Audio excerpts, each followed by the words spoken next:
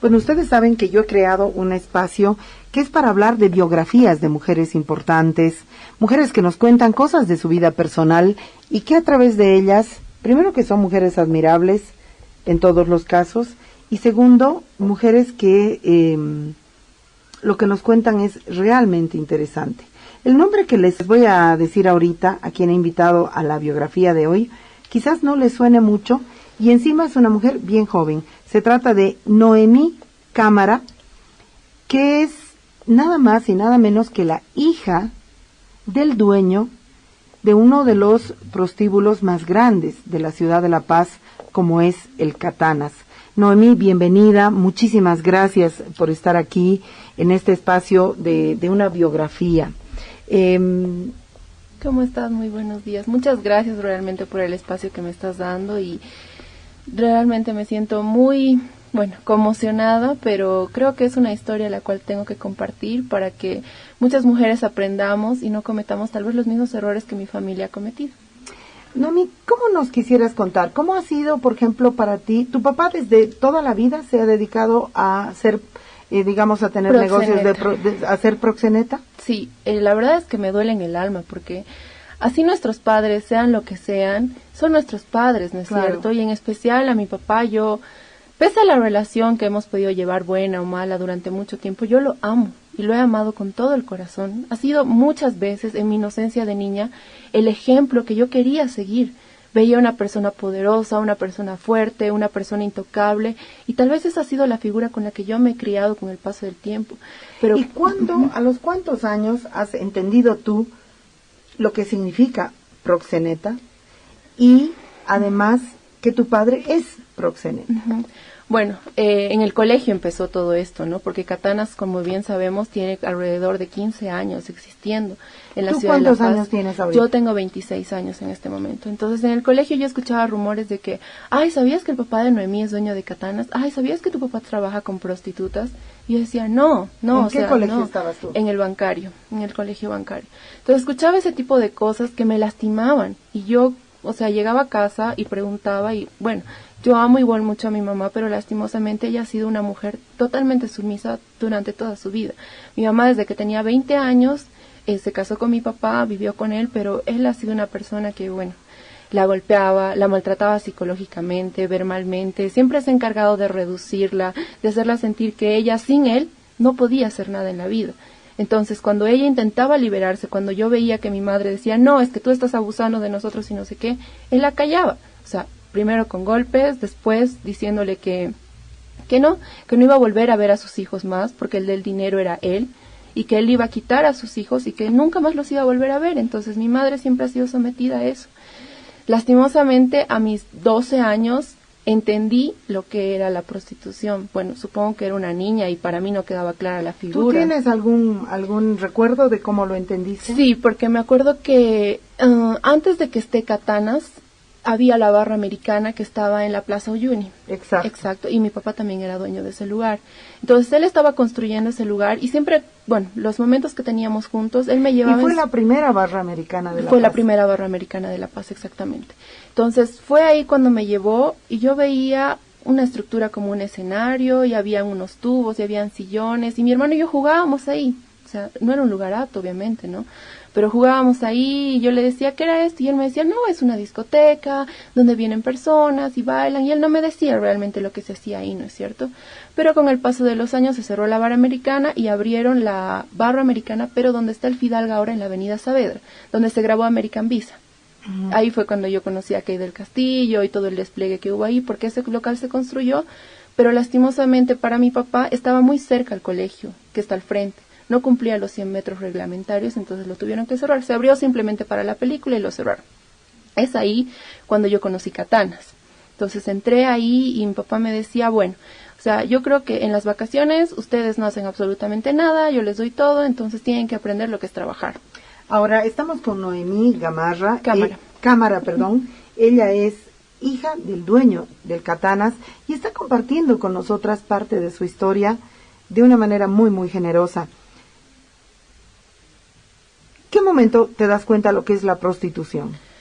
Cuando mi papá me dijo, tienes que hacer un trabajo de vacaciones.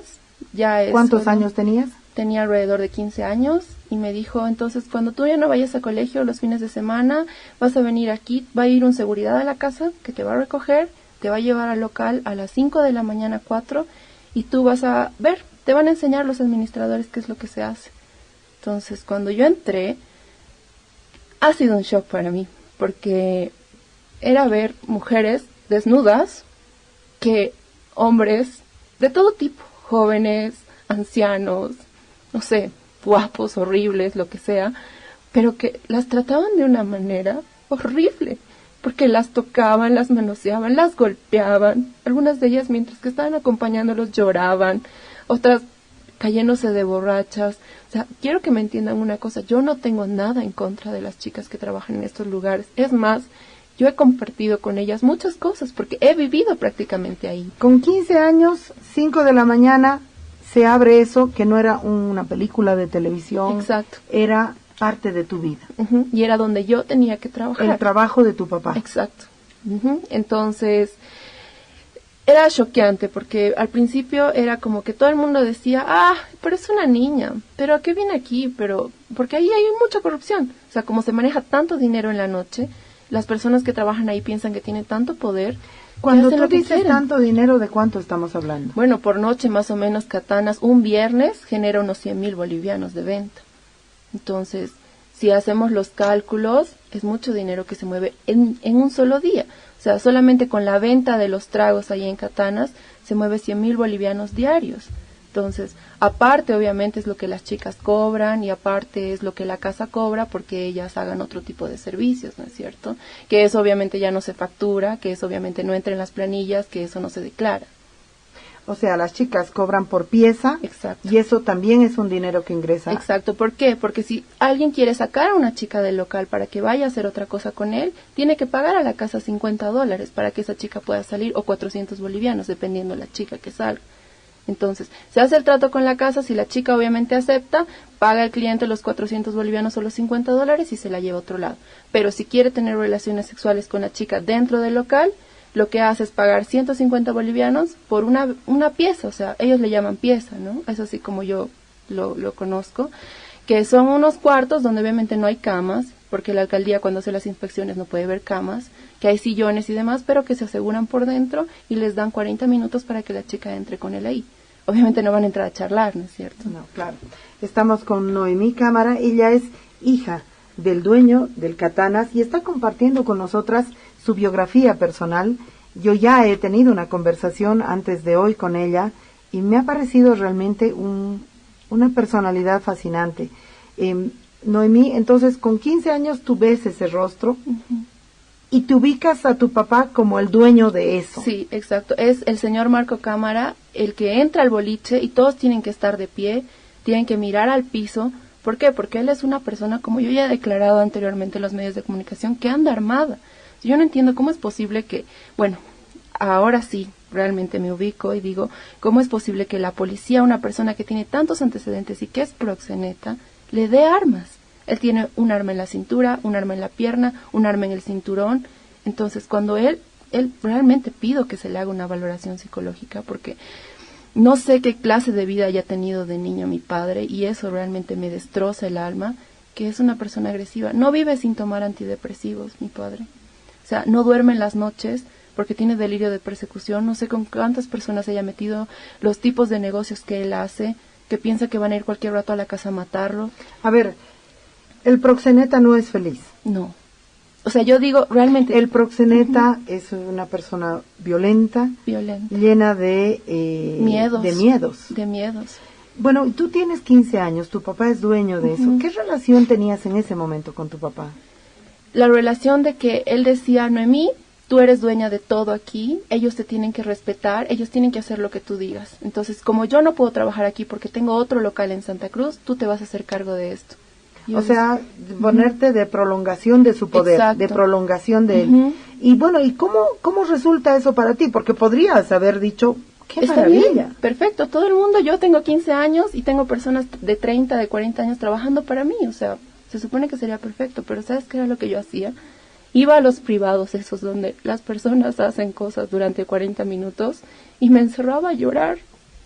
porque era horrible para mí ver cosas así. Entonces yo hablaba con las personas que trabajaban ahí y al principio habían personas buenas que me decían, había mujeres administradoras, cajeras, garzonas, que yo les daba pena al estar ahí porque decían, pucha, yo jamás metería a mis hijos a este lugar porque es horrible.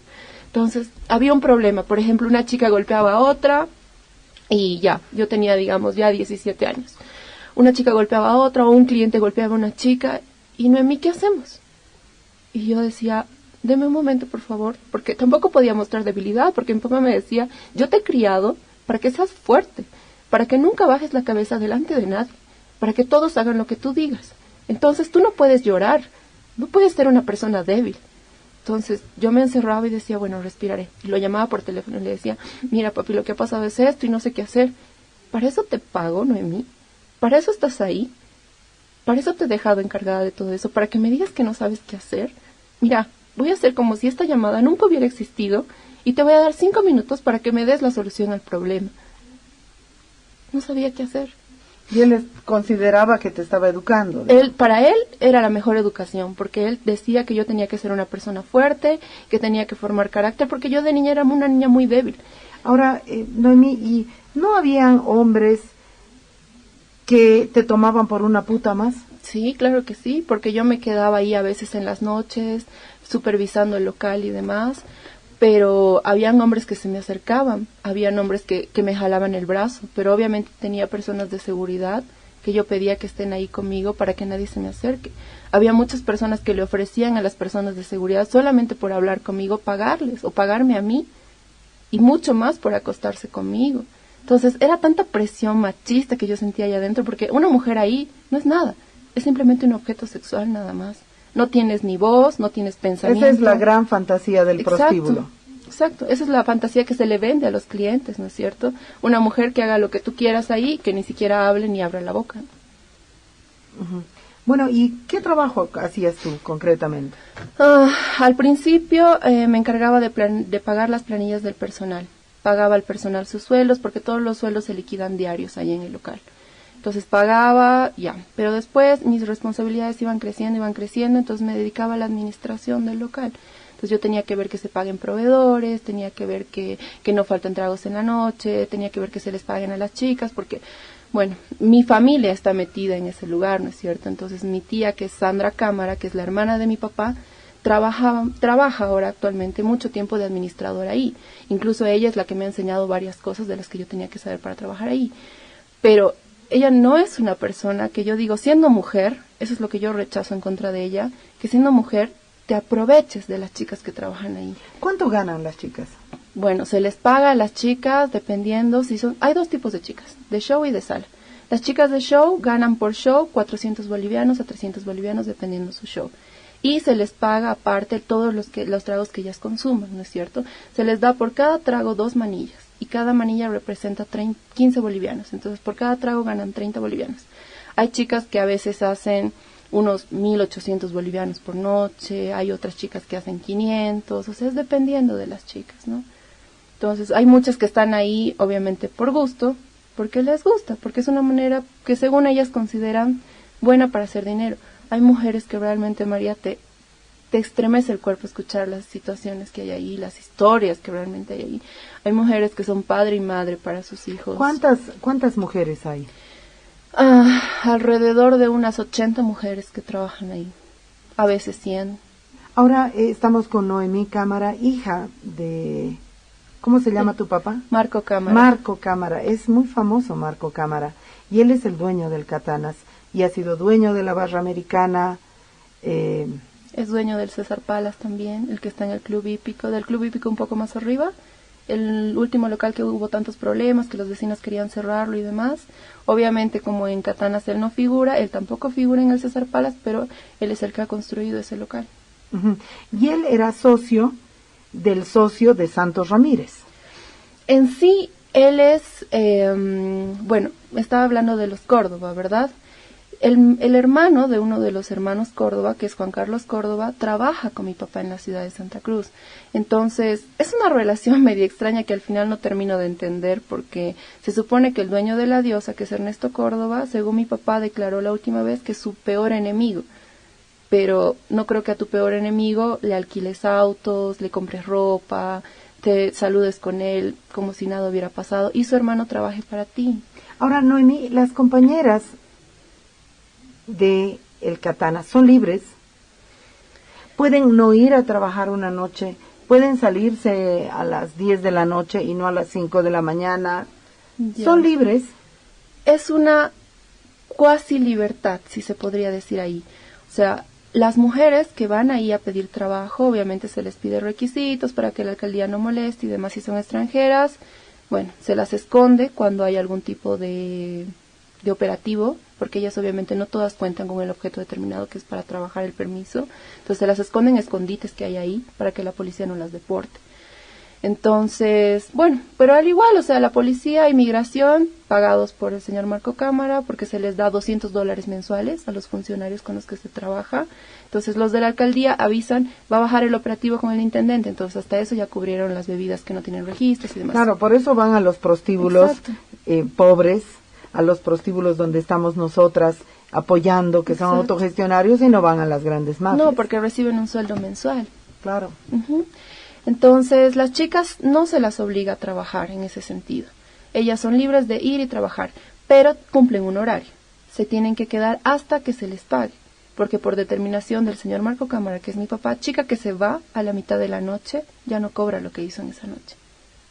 Cosa en la que yo obviamente me he opuesto. Y eso termina consumiéndote el cuerpo. Obviamente. Porque ¿cuántas horas tienen que estar? Desde las 10 de la noche hasta las 5, 6, 8, 10, 11 de la 10, mañana. 11, 12, 1, 2, 3, 4, 5. Ya son 8 horas. 8 horas. Y si hay que quedarse hasta las 8, pues se quedan hasta las 8. Claro, porque los clientes ahí se cierran la puerta y se quedan hasta las 10 de la mañana. Como tienen protección de la alcaldía, se quedan hasta las 10 de la mañana y no hay ningún problema. Se cierran las puertas, se llama radiotaxis y salen. A plena hora del día las chicas se las despacha y demás. Pero lo que sí... pero las chicas no ganan por hora. No, no ganan por hora, ganan por los tragos que ellas toman. Y entonces ellas tienen que emborracharse muchísimo. Tienen que emborracharse. Bueno, desde que hemos estado ahí, yo he intentado ver la forma de que no, y hemos conversado con los barmans y no sé qué, y se ha pedido que de alguna forma se les dé a las chicas refresco en vez de whisky. Pero hay muchos clientes que probaban el trago y decían, me estás estafando, me estás cobrando por gaseosa, ella tiene que beber. Entonces, pucha, se les hay una pulsión muy fuerte de los hombres porque se emborrachan. ellas se emborrachan. Porque obviamente les conviene a ellos, ¿no es cierto? También con el energizante, en este caso, que obviamente hemos tenido chicas que convulsionaban por tanto energizante que tomaban en la noche, que había que llevarlas a un hospital, con los ojos blancos, convulsionando. ¿Cuántas relaciones sexuales en la noche crees que hagan las chicas? Por lo menos unas 4, 5. Estamos con Noemí Cámara, hija de Marco Cámara, el dueño del Katanas, y ella nos está compartiendo su vida porque ella ha crecido allí. La hija del proxeneta, se podría llamar esta entrevista, y me parece tan impresionante la forma como hablas, la claridad que tienes, y eres changuita, eres bien jovencita.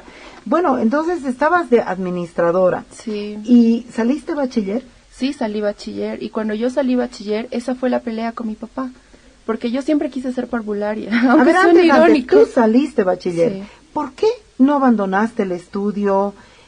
¿Cómo manejabas la vergüenza? ¿Cómo manejabas digamos, de alguna manera, tú entraste en una lógica de doble vida, sí, ¿no? Exacto, porque yo no quería que nadie se entere que yo era la dueña de ahí, porque sentía vergüenza. Tenía terror de que el chico con el que yo salía me tome por prostituta por trabajar ahí, o sea, no, odiaba esa presión social, entonces realmente era una doble vida. O sea, yo hacía lo que tenía que hacer. ¿Y en qué trabaja tu papá? Tenía miedo y terror a esa pregunta cuando era niña.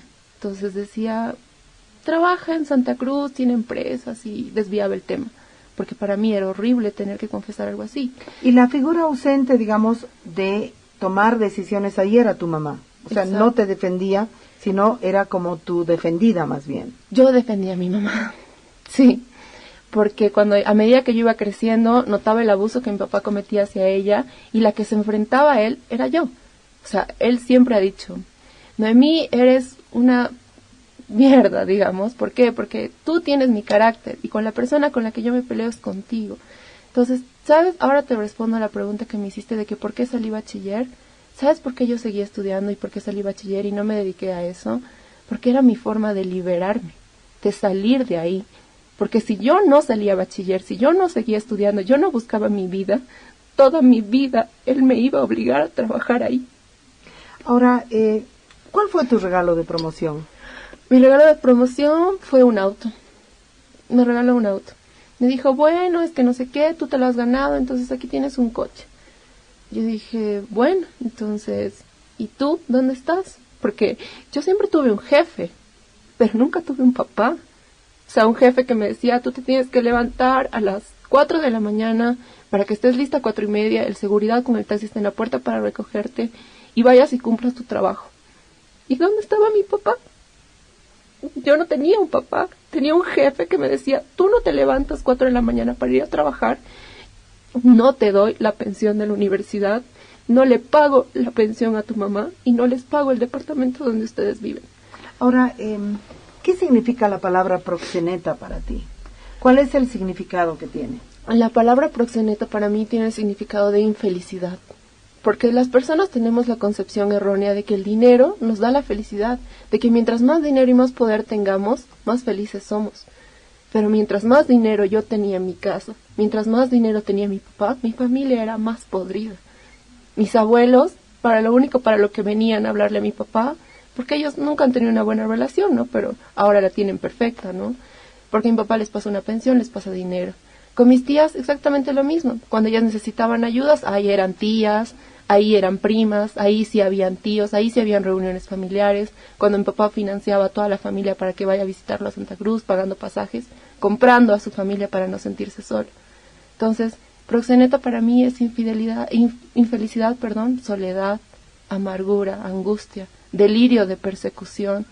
Porque no solamente te mueves como proxeneta, ¿no es cierto?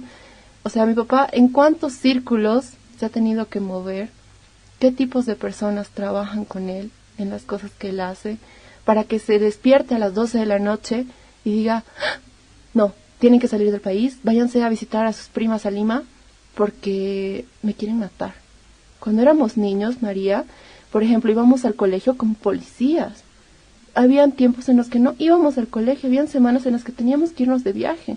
Porque él decía que lo amenazó, y ni siquiera es como que, ay, le voy a ocultar la verdad a mis hijos para que no se traumen y no sufran. Entonces, no, era reunión, mi mamá, mi hermano y yo. Me han amenazado con matarme. Pucha, mi mamá loca, de angustia. Y han amenazado que van a violar a mis hijos, que la van a violar a la Noemí. Tienen que salir de aquí. Entonces, era una presión psicológica, emocional horrible. Era vivir traumados y obviamente él salió en la tele diciendo, bueno, no sé qué clase de padre puede ventilar ante la prensa que su hija tiene problemas psiquiátricos y que ha estado internada. Efectivamente, he estado internada en un hospital psiquiátrico en Santa Cruz en 3 oportunidades, exacto, él dijo la verdad, en 3 oportunidades. ¿Pero por qué? Porque yo vivía asustada, porque la vida que yo vivía era horrible, porque las cosas que yo presenciaba desde niña me han traumado. Yo tenía problemas depresivos horribles, hasta incluso he intentado suicidarme y no me da vergüenza decirlo, porque yo he salido de eso y ahora estoy viva y estoy aquí y estoy compartiendo esto para que muchas personas, no sé, tal vez no sirva de nada o tal vez sirva de algo y alguien me entienda. Es muy útil, es muy elocuente, es muy impresionante. Noemí, lo que tú estás haciendo es muy impresionante, a mí me impresiona muchísimo. Estamos con Noemí Cámara, hija del dueño del Catanas, el proxeneta mayor de la ciudad de La Paz o de Bolivia, en realidad. Y hombres poderosos van como prostituyentes. Sí. ¿Cuál sería la excepción? ¿Quién no sería consumidor de prostitución? No, saben que yo, lastimosamente, pero muchas veces que he estado en reuniones sociales con amigos y que me han dicho, ¿sabes qué? Es que a mí ese tipo de lugares no me gustan. Error, mentira. Todos los hombres caen en ese lugar, eso es cierto. ¿Todas las edades? Todas las edades. Bueno, se supone que en eso sí se cuidan, ¿no? Que no entren menores de edad o hay chicos que falsifican carnet de nuestro país. Es tan fácil falsificar una identificación que igual entran ancianos, hombres adultos de mediana edad, todos políticos, policías, funcionarios de la alcaldía, de migración. Incluso te lo doy como dato, ¿no? Mi papá ha avasallado un departamento en la Isabela Católica, por el cual tiene un proceso. pero en ese departamento se hacen fiestas romanas, si se podría decir, así que él las denomina así, en la cual él agarra a un grupo de chicas y les pide que el seguridad del local las lleve a su departamento a determinada hora. Y en esa fiesta hay montón de whisky, montón de tragos, montón de jefes de la policía, políticos, y él hace ese tipo de fiestas con orgías para políticos, para gente que él necesita su apoyo. Para comprar protección. Exacto, para comprar la protección. Y esas chicas, te juro, María, salen aterradas de esos lugares, porque imagínate que vaya un grupo de chicas que tengan que hacer una orgía con 10 hombres, o sea, no, es horrible. Y pregúntame si por eso les pagan. No les pagan por eso. ¿Por qué? Ese es el porque se extra supone para que, garantizar claro, su trabajo. porque el señor Marco Cámara corre con todos los gastos. Y mínimo él debería tener la mínima decencia de decir, por lo menos al llegar al local, pucha, estas chicas han hecho este servicio, páguenles por el servicio. No, las chicas reclaman, piden y se les da largas. No, es que el señor Marco Cámara va a venir y te va a pagar, él te va a cubrir los gastos de esa fiesta, no te preocupes, mamacita, que no sé qué, nunca se les paga. Pero ellas son obligadas, cada chica que llega, que es extranjera o que es boliviana, cada chica que pise el local, su derecho de piso es acostarse con el señor Marco Cámara. Uh-huh. Estamos con Noemí Cámara, la hija de Marco Cámara. Noemí, bueno, y cuando decides ponerte a estudiar, ¿qué carrera escoges? Parvularia. Parvularia. Bueno, ¿y por qué? Explícamelo, resulta bien irónico, sí, ¿no? bastante, pero es que, ¿sabes qué?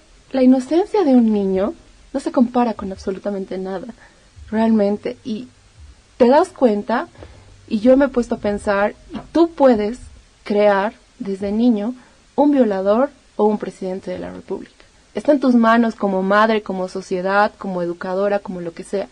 Entonces de ti depende de cómo van a ser nuestras nuevas generaciones. Ahora, ¿tú te sientes con el deseo de reparar el daño producido por tu padre en la sociedad? Tal vez sí. O en realidad, ¿cómo llegas al parvulario? Es que no lo... Yo, por ejemplo, me has dejado flop. Por ejemplo, para mí ha sido una batalla muy dura eso del parvulario, porque mi papá dijo, vas a estudiar Derecho. Yo, pero ¿por qué Derecho? Yo quiero ser comunicadora social, entonces. Parvularia, no. ¿Vas a ser nana? ¿Vas a ser una niñera? ¿Mi hija va a ser una niñera? Estás loca de mí. Entonces yo dije, pero entonces, comunicación social. Ya, comunicación social en la Católica, entré. Pero la presión era tanta de que, vas a ser una periodista, te vas a tener que ir a lanzar debajo de una protesta para que te pisoteen para obtener una nota. Qué vergüenza. Entonces, era tanta la presión de él, de que me hacía menos, que dije, bueno, voy a poder ser abogada entonces. Voy a entrar a estudiar Derecho como él quiere. Lo voy a hacer, porque él no me va a venir a decir que yo soy menos que él. Entré a la Católica a estudiar Derecho, pero no podía llevar mis exámenes, llevar mi carrera con mi otra vida, que era levantarme a 5 de la mañana, ir a sacar cuentas, pelearme con los clientes, ordenar a las chicas, trabajar con 20 hombres ahí que son garzones, que hacen lo que se les da la gana, que algunos están borrachos, que otros hacen esto, el otro. O sea, era desgastante. Entonces, al final, algo que no es tu vocación, no te gusta y no lo haces. Entonces, abandoné la carrera de Derecho. Sí, mi papá la pagó, le hice gastar mucho dinero, perdón, pero no la quise, entonces la dejé. Y él me dijo, no, entonces administración, porque tú eres administradora y me vas a servir, o sea, me vas a servir como administradora. Como parvularia no me sirves, como administradora sí. Me inscribió a la carrera de administración en la Católica y nunca fui a mis clases. Fui a 2 la primera semana y nunca más, porque ya no quería. Pero como a mí me pagaban un sueldo en el local, cuando yo iba, con los días que yo trabajaba y demás, yo juntaba ese dinero y yo me pagué el Instituto Balaguer. Entonces, ¿y has terminado tu carrera como parvularia? No, me falta, con todos estos problemas de su secuestro, más que katanas, más que el inmueble, más que todo lo demás, he tenido que congelar mi carrera porque recibía amenazas por su parte, porque bueno, mi papá, el héroe que siempre me iba a proteger y que me cuidaba con dinero, no con su amor, solamente con dinero, se volvió mi enemigo. ¿En qué momento él... Tú pasas de ser esa joven que él está entrenando para ser su sucesora a convertirte en su enemiga? ¿Cuál es el clinch? ¿Qué pasa ahí? Para empezar, él tiene un amor enfermo hacia mí. Un amor, o sea, sobreprotector, pero que es el hecho de que tú trabajas para mí siempre, haces lo que yo te diga y mientras tú cumplas mis órdenes yo te amo. Si tú te sales de ese cuadrado que yo te he dibujado, ya no te quiero más. Entonces había mucho tiempo en el cual yo decía, no, o sea, ¿quién más me va a amar si no es mi papá? Si yo he llevado una vida tan horrible viendo cómo prostituían a mujeres y cómo una mujer era degradada de esa forma, yo decía, no, entonces yo necesito que mi papá me ame. Entonces yo hacía todo para que él me ame, para que él me dé su tiempo. Yo no quería autos, yo no quería celulares, yo no quería viajes, yo quería a mi papá. Pero él no, o sea, pero Noemí, ¿de qué te quejas? Si tienes todo, tienes un auto, ya, pero no tengo a mi papá, él no entendía eso. Hasta que llegó un momento que supongo que yo maduré y dije, esto no es para mí y yo no quiero. Y hablé con mi mamá y le dije, basta, o sea, porque yo sí, como te dije, estuve internada en la clínica. Cuando yo salí de mi depresión cíclica, que era horrible, que yo pensaba que me iba a morir o que la muerte era lo mejor que me podía suceder, dije, no, ya no puedo seguir viviendo así. Entonces le dije, mamá, basta, o sea, ya. Tú tienes derecho a rehacer tu vida, porque mi mamá nunca había tenido una pareja después de él, porque él venía a la casa, estaba un rato, se iba y no sé qué, pero tenía 20.000 mujeres alrededor. Claro. Pero mi mamá no podía, porque cuando ella quería rehacer su vida y pedir el divorcio, él la amenazaba con quitarle a sus hijos o que la iba a matar. Entonces, y nosotros no era como que, ay, te voy a matar, como cualquiera que te amenace. No, él venía con su pistola y con su pistola la amenazaba a mi mamá, como amenaza a las chicas del local, como amenaza a todos los garzones, como amenaza a toda la gente que está a su lado. Entonces ahí es cuando yo digo, bueno, esto ya no puede seguir así, no voy a vivir así toda mi vida, prefiero morirme o salgo de esto de una vez. Entonces ahí cuando yo empecé a alejarme, dije, ya no voy a ir al boliche, listo. No hay universidad para tu hermano, no hay universidad para tu mamá, diré, no hay pensión para tu mamá, no hay alquiler para tu departamento, chao auto, primero, está bien, te lo regalo, toma. Yo me fui a vivir a Chile unos 8 meses, escapando de toda esta horrible cosa, digamos. Me fui a vivir a Chile otros 8 meses, pero lastimosamente mi hermano, él estaba entrenando ahora a mi hermano. Ya no era Noemí, ahora era Gerardo. Entonces lo estaba metiendo a Gerardo ahí, que tienes que ir a las 4 de la mañana a sacar cuentas, que tienes que hacer esto y el otro. Entonces yo dije, no. O sea, yo me fui, me estoy salvando, estoy haciendo mi vida en otro país, pero tengo que volver, porque mi hermano incluso se metió con una de las chicas del boliche, estaba saliendo con ellas. Entonces yo dije, no, no puedo permitir que mi hermano haga esto. Entonces volví, y es ahí cuando él dijo, bueno, te devuelvo tu coche, te devuelvo tu dinero, te devuelvo todo, y vuelves a trabajar conmigo. Y yo dije, ya, ok, volví, pero no voy a volver para lo mismo de siempre. Voy a volver para juntar dinero para mí, para salir profesional y sacar a mi mamá y a mi hermano de esto. Estamos con Noemí Cámara, la hija de Marco Cámara, el dueño del Katanas y el proxeneta más poderoso de este país. Un proxeneta que tiene tentáculos de poder en el Ministerio de Gobierno, en el sistema político, probablemente en el sistema bancario.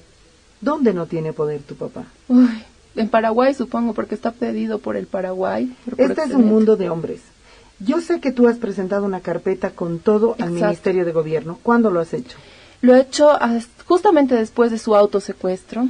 ¿Y alguna señal? No, no tengo ninguna respuesta. Y eso que te juro, María, que he hecho una carpeta lo más específica posible, como para un niño de los que con los que he trabajado en algún momento. Bien didáctico. Exacto, así con colorcitos, con pestañas, con todo. Estas son las propiedades del señor Marco Cámara que tiene a nombres de otras personas. Estos son los palos blancos que utiliza el señor Marco Cámara. Este es el pasaporte del sujeto venezolano que trae a las chicas desde Venezuela para trabajar aquí. Estos son los pasaportes de las chicas que han llegado el 2014 de Venezuela a prostituirse aquí en La Paz. O sea, todo por carpetas, por partes, y una carta que detalla absolutamente todo y pidiéndole por favor al ministro garantías, porque con toda la información que yo le he presentado, no dudo que él pueda venir y hacerle algo a mi madre mañana o incluso a mí. ¿No tienes miedo justamente a ir ahí? Sí, la verdad es que temo por mi mamá y por mi hermano, porque él sabe que ellos son mi punto débil, él sabe que son las personas que yo más amo, pero no, y así como le dije ese día en la entrevista que tuve en un canal a mi papá, lo siento, pero yo ya no le tengo miedo. Ya no le tengo miedo, o sea, puede hacer lo que quiera. Ahora, ¿qué es lo que tú quieres, Noemí? Porque también yo quiero que el público entienda que Noemí ha venido aquí a Mujeres Creando. ¿Qué piensas que nosotras podríamos ofrecerte? Y también, ¿qué es lo que tú quieres? Quiero, justamente te agradecía por esta entrevista y por el espacio que me estás dando, porque yo he venido a pedir ayuda, porque yo no tengo el dinero que él tiene. No juego a la par con él. Somos enemigos, claro, como él dice, pero no a la par. Sobre todo tú no tienes los vínculos de poder obviamente que él tiene. No, o sea, yo voy a ir a pedir al gobierno que me ayude y ni nadie me va a hacer caso. Él con una llamada ya listo, ya solucionó sus cosas. Entonces, en toda esta vida que he vivido horrible y demás, alguna luz supuestamente para mi liberación salió.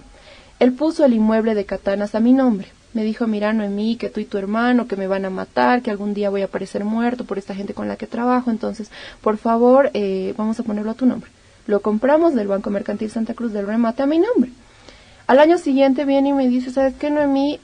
Lo siento, pero tengo que viajar a China, entonces necesito dinero y págame por el inmueble que he comprado a tu nombre. Y dije, pero no es herencia. Me he dicho, no, tú sabes que mis cosas son mis cosas y yo no dejo herencia a nadie porque al final, bueno, su concepción de padre es así.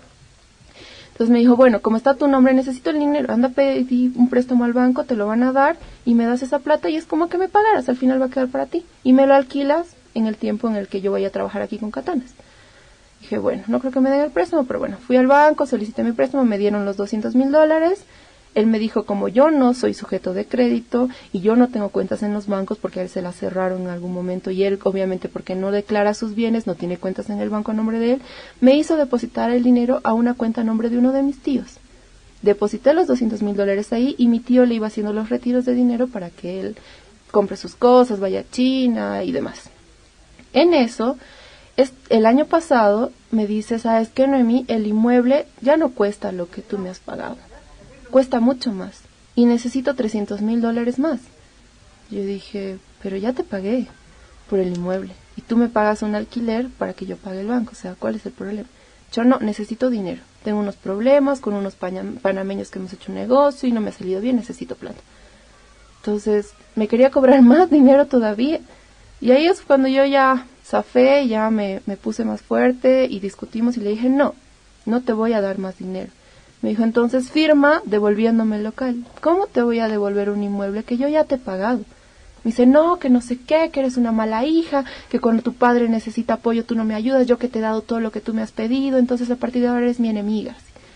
Firmas los papeles o la meto presa a tu madre. Yo, pero mi mamá nunca ha salido de su casa, entonces ¿con qué la vas a meter presa? Yo, ¿quieres ver? Yo le puedo inventar 1000 denuncias a tu madre para que caiga presa. Entonces ahí, cuando tu madre esté tras las rejas llorando, vas a venir de rodillas a pedirme perdón y vas a venir a firmarme los documentos. Entonces, peleamos, discutimos, me enfrenté a él como él nunca pensó que me iba a enfrentar a él. Y le dije, bueno, está bien, te quedas con tu departamento, te quedas con tus cosas, no me importa, mi madre, mi hermano y yo nos vamos.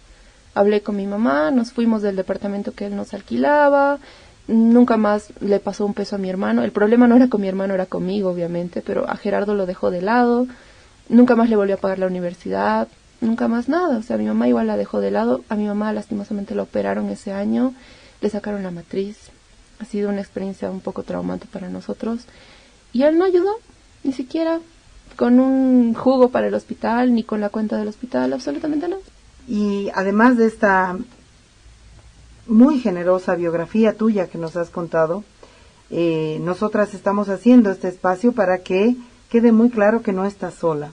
Lo que nosotras te podemos brindar quizás es poco, pero al mismo tiempo no es demasiado tan para poco, mí, la verdad, porque sí. pocas están dispuestas a enfrentarse a un proxeneta de esta calaña y de este tamaño, y nosotras estamos en esta lucha y yo me alegro tanto de lo que has hecho tú con tu vida. A mí me parece impresionante. Muchas gracias. Y te abrazo con mis palabras, porque me parece impresionante lo que tú has hecho. O sea, con 12 años, con 15 años, con 17 años, interpretar ese mundo con la sensibilidad con la que tú lo has interpretado.